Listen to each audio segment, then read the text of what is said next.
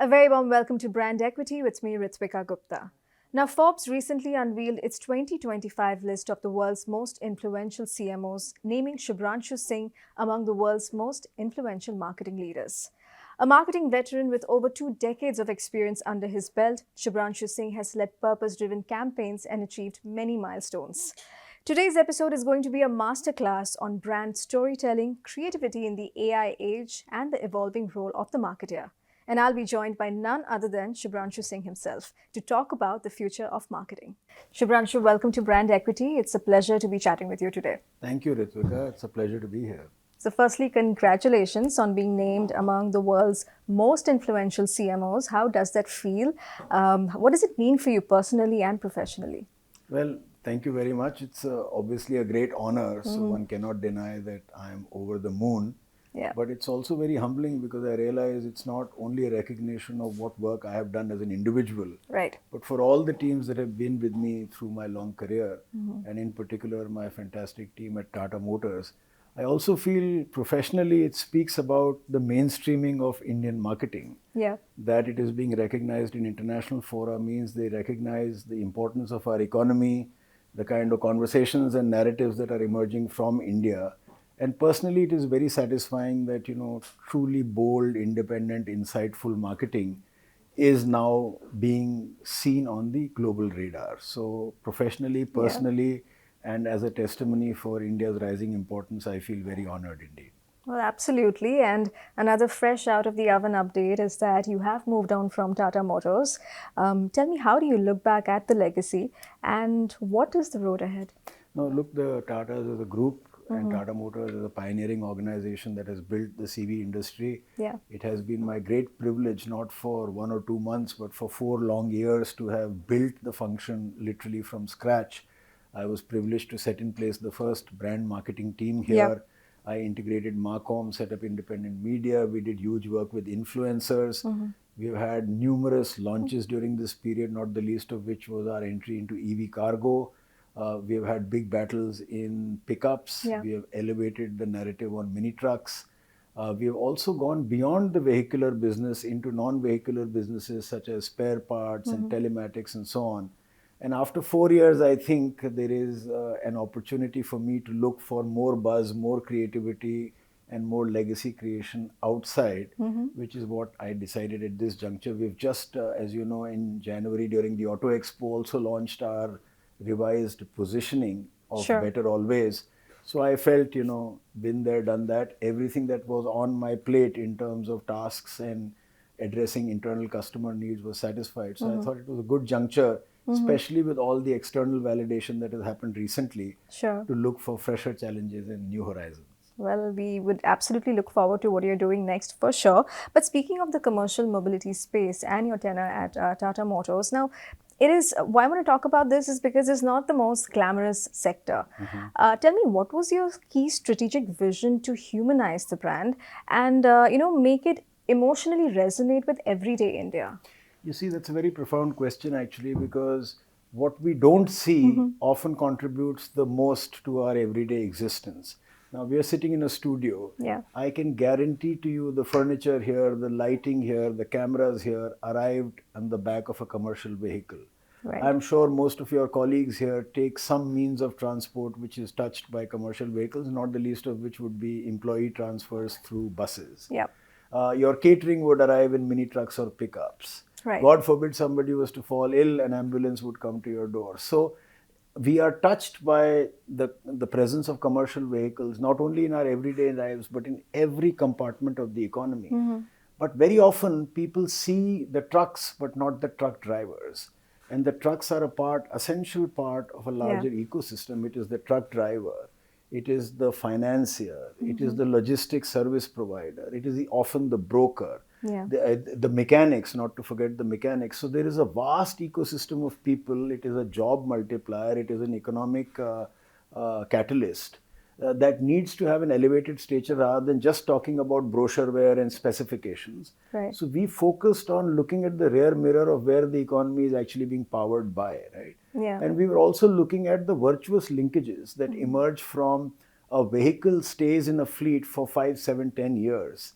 Annual maintenance contracts are drawn up on top of that. Right. Drivers are trained, spare parts are purchased. So really the value of a vehicle is only about 1/3 of its lifetime value, and it's a big, big mobilizer in the economy. And so to elevate it not only in terms of its importance, but to spotlight the many facets, the Yeah. many interactions, the many engagements that we have with commercial vehicles, you needed to humanize it. Sure. You should respect the truck, you should respect the trucker, and you should certainly respect the truck driver. We were focusing on things like safety. Yeah. We were focusing on community building. We were focusing on the essential health and well-being of the drivers who serve us all. So in many ways, I think we were able to humanize the tone, not the least of which was the inclusion of influencers. Sure. So today there are more than about 600 influencers on an off and on basis who are creating copious amounts of content for us, and we have been blessed within 2 years to get to 1 million plus subscribers and become a YouTube gold button channel. And that's all influencers, micro and nano influencers talking to people in their relevant contexts, in their relevant languages. And this is how we have created some magic.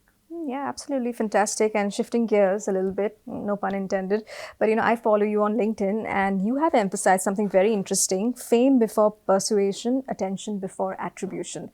What does that philosophy mean? Tell us, can you elaborate on this? Firstly, I must compliment you on your research.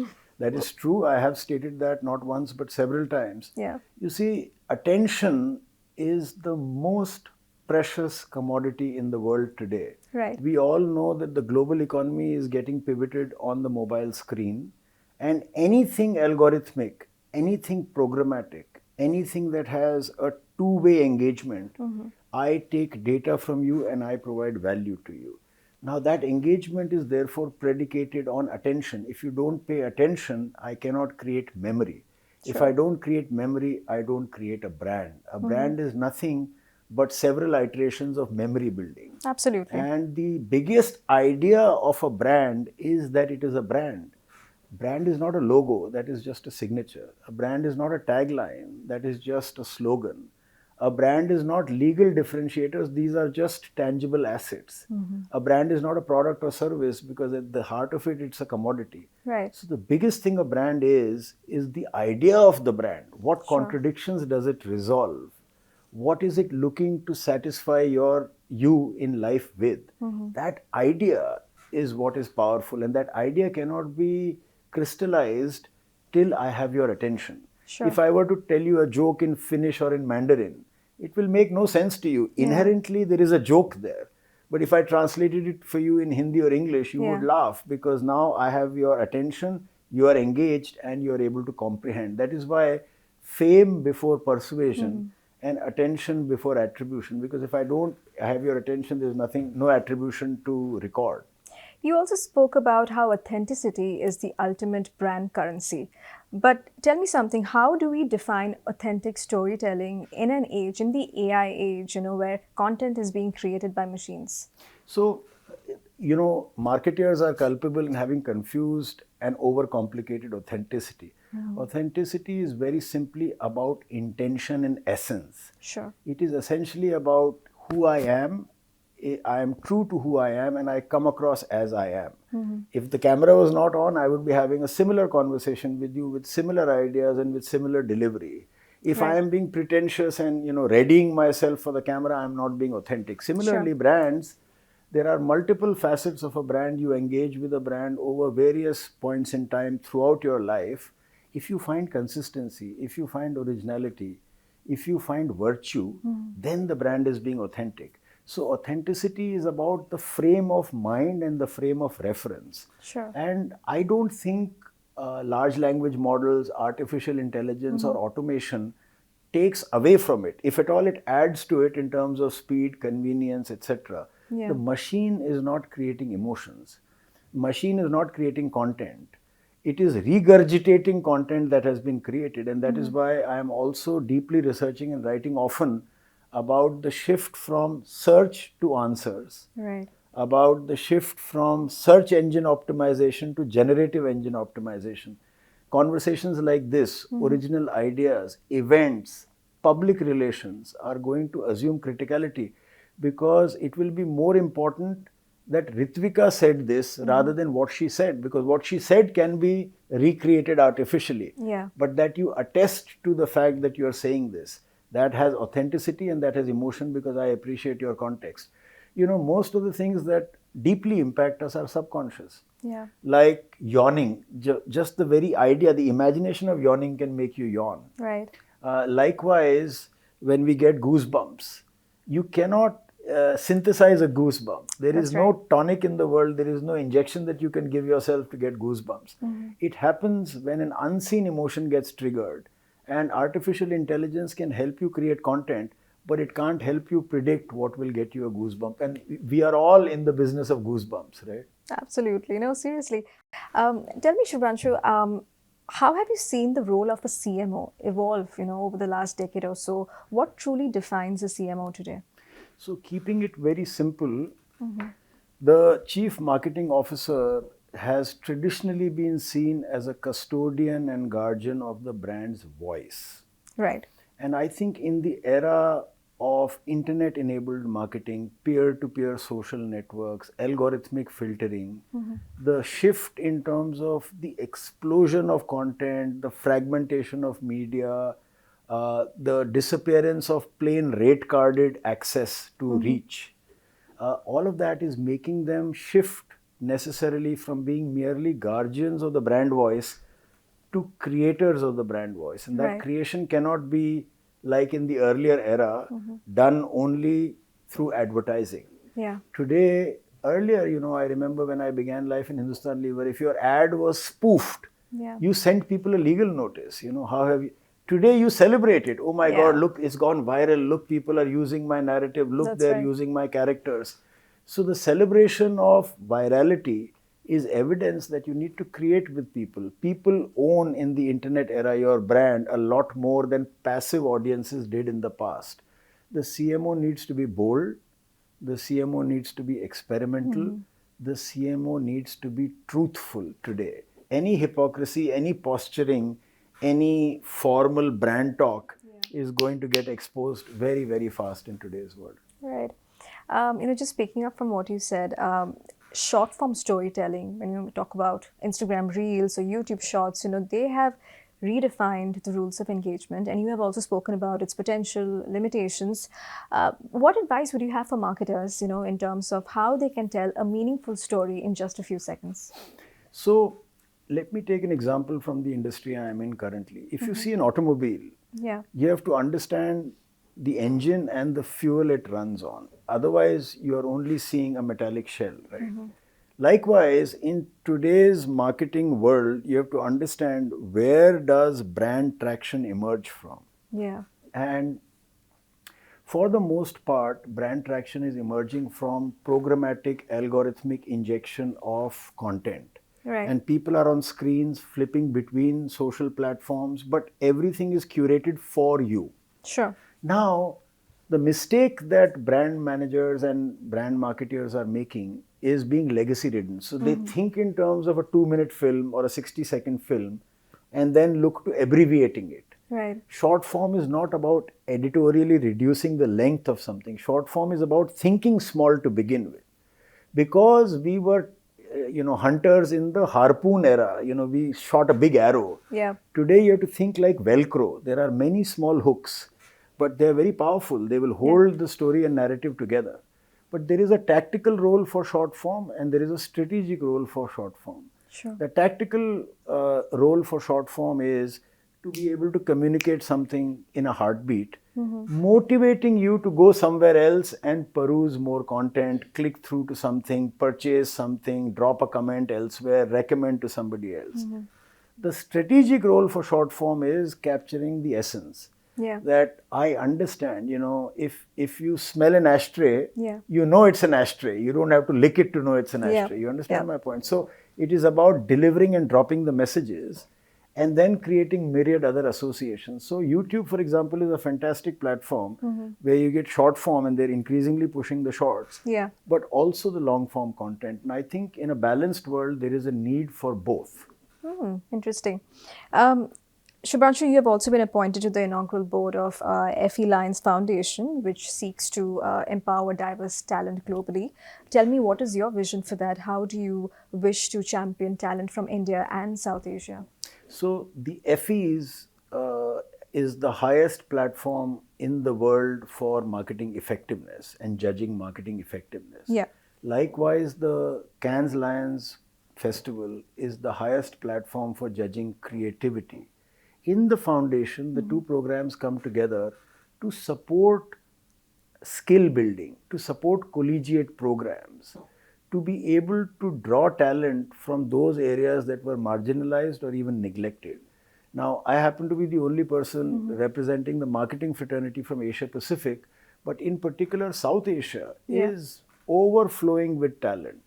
But unfortunately, the pipes that carry that narrative, the pipes that recognizes talent, are often drawn from pedigree and not from ideas. So I think one of the biggest things I can do is to get corporate attention to where insights are being developed, where content is originating. The world of marketing actually does not sit very well with hierarchy. Because if suppose 5 of us were deliberating on a creative idea, it has no bearing on how much salary you get, how many years of experience you have, or whether you're deputy general manager or general manager or chief marketing officer or vice president. The idea originates, between your ears. So anybody can come up with an idea. And so heterarchy is a much better model, a rotating leadership for idea generation. And I think if that kind of a program can emerge out of institutions, academic institutions, and people learn the reality of doing work. You work in television. I'm sure when you were doing a program to prepare you for life in television, you didn't know studio life could be different. Lights can get fused, the audio may not work, the client, the person you're interviewing may be fussy or inarticulate. So you have learned that on the job. Likewise, in advertising and in marketing, a lot of what is learned on the job is very different from what is written in a case study. And if you can derive from Cannes Lions and from FEs the reality of what is truthful and practical, then your education is further enriched. So I think that's the idea with which we will all work together. We had our first board meeting during the Cannes Lions Festival. The second one will be in January, and we are respectively working within our regions to further the agenda. Fantastic. Shubranshu, this is my observation. You often write about marketing from a poetic lens, drawing from cinema, literature, psychology. Tell me, where do you personally draw inspiration from, and how does that then translate to brand building at scale? I've been very blessed to have been born in a family that has great respect for literature, performing arts. I have a family background and a heritage that respects that. Equally importantly, I grew up in small town India, so you see the real India, which is very different. If you go and see Ram Leela, or you see Nautanki, or you see theatre or a Kavi Sammelan, it's very different from living in the Instagram era. No offense to Instagram. True.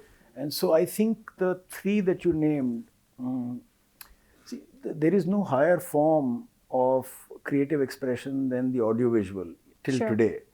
And when you're sitting in front of a cinema screen, when the lights go out and the screen comes alive, mentally you have an opportunity to merge. The proscenium disappears and you can be a part of that. That's why people cry, that's why people laugh, that's why people applaud.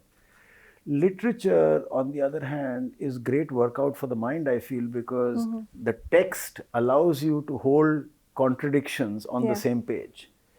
And psychology, I think, is essential to being a good marketer because it is obsessed with the reality that underlies behavior. And ultimately, we are triggering. Marketing is a commercial art. It is not art for art's sake.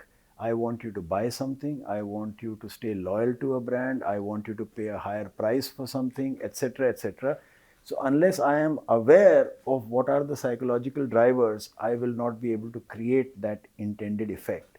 So all three have helped me, and generally we are connecting artists, marketeers. The more hooks on the wall, the more connections you can make. So people should travel in trains, people should go on buses, people should sit in a tapri and have chai, because when you meet people every day, everywhere, you then see what they relate to, and then you're able to speak to them like that. You're able to elicit a response from them. That's my endeavor. Yeah, and that's very, very inspiring. And I think we've had a very inspiring conversation. But before I let you go, tell me, what is that one big mindset shift is required, for Indian CMOs to remain relevant and also future ready?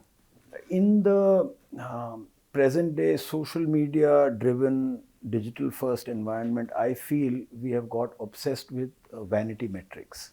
Sure. Reach, number of clicks. Brand is about, as I said, memory and magnetism.